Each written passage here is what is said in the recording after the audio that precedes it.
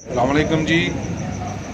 सारा दिन मरोड़ा बीच पर गुजारने के बाद अब वापसी है। कश्ती में बैठ चुके हैं। कश्ती मुसाफिरों से खचाखच भरी हुई है। बाहर आप देख रहे हैं सामने बेड़ी जा रही है खुले समंदर में। सामने ताज नगाह मुख्तलिफ साइज की कश्तियाँ हैं, बड़ी कश्तियाँ भी हैं, जहाज भी है।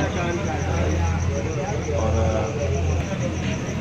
लोग बता रहे हैं कि इन कश्तियों पे शिकार होता है और ये बहुत ही महंगी है।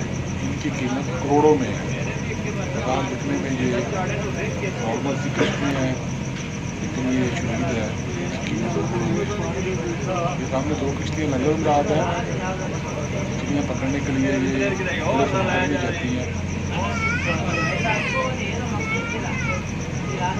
इन लोगों की हिम्मत है जी, इनका रोजगार वाबस्ता है। अल्लाह ताला इनको अपने घर में घुमाए। वापसी है जी। अब इंशाल्लाह जाके देख ले अब स्कूल से हम वापस जाएंगे। यहाँ से सही नहीं आ रहा, बाहर से बना ले। एक अच्छा दिन गुजरा।